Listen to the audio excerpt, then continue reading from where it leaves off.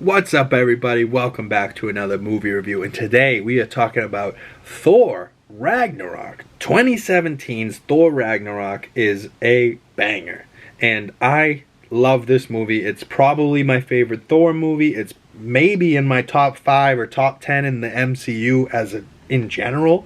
It's 100% my favorite appearance of the Hulk. I think the Hulk is maybe one of my favorite characters. I think top 3 characters as of this moment in time is probably more Thor, Cap, Hulk, and maybe Hulk's number 1. But it switches every day, to be perfectly honest.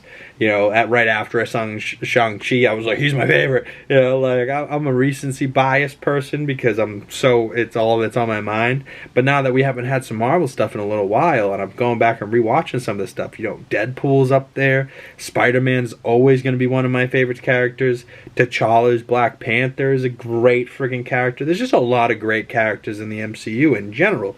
But this movie brings together Hulk, Thor, brings Valkyrie into the mix, Tessa Thompson, great addition to the team, and Loki comes back. We get, you know, he was at the end of Thor 2, he was dead, but he was actually Odin the whole time, so this brings Loki back.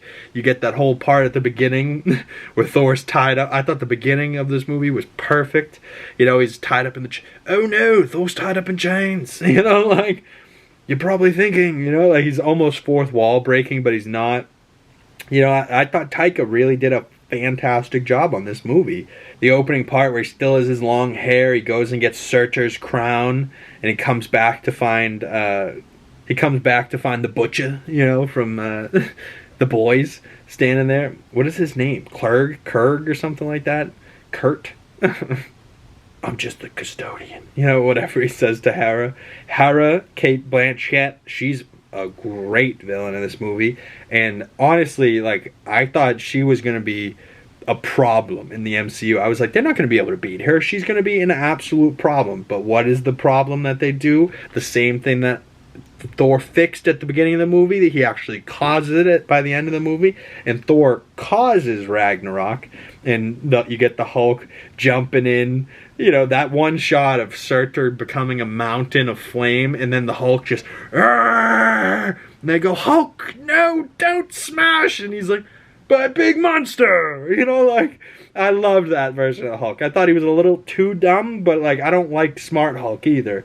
You know, like, this Hulk was just extra dumb. I thought Hulk could have had a little bit more brain, but just been, you know, just be ready to pop with anger at any second. You know, like, that's my Hulk.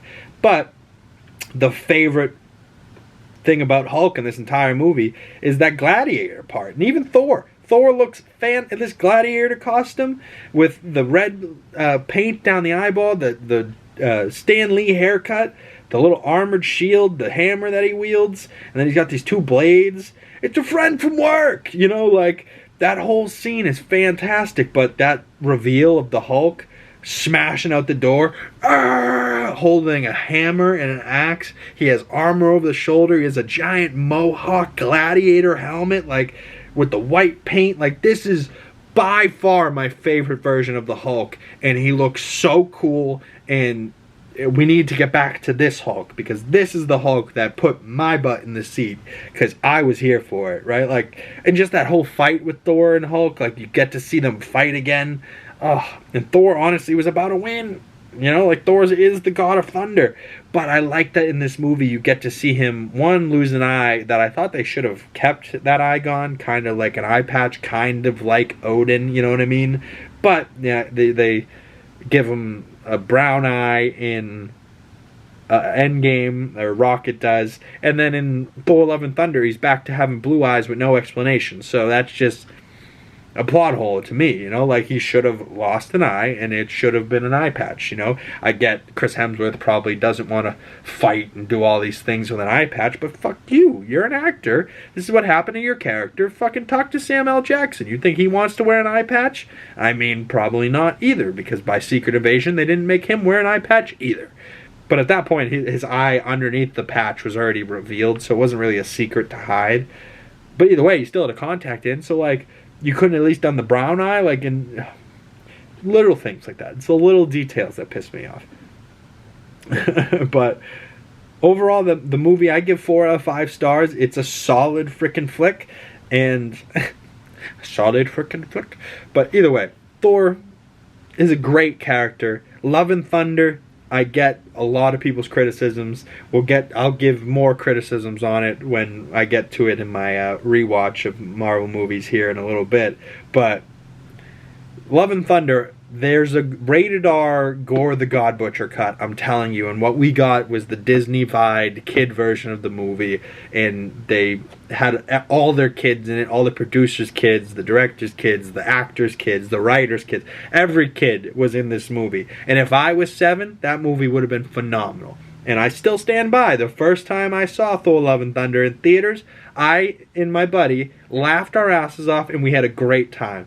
But once we went home, we went, damn, they could have done so much shit with this movie, and it seemed like they did, but they cut a lot of shit out. They cut Gore butchering gods, which is his name.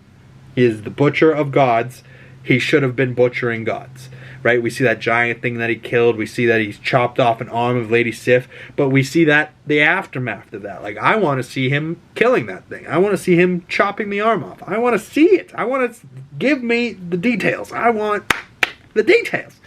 But that's enough of my rant today. Comment below, what are your thoughts on Thor Ragnarok and Thor Love and Thunder? Comment below, what did you give these movies out of 5 stars or out of 10, whatever your scale is. Follow me on Letterboxd, link down in the description below. You can check out my movie reviews over there and see how many movies I've watched this year. We are starting spooky season, so give me some Halloween movie recommendations, some horror movie recommendations down in the comment section below, or you can send them to me on my email, comicallyboston@gmail.com. I would love to hear from you over there. Twitter, links, Instagram, all of them down below.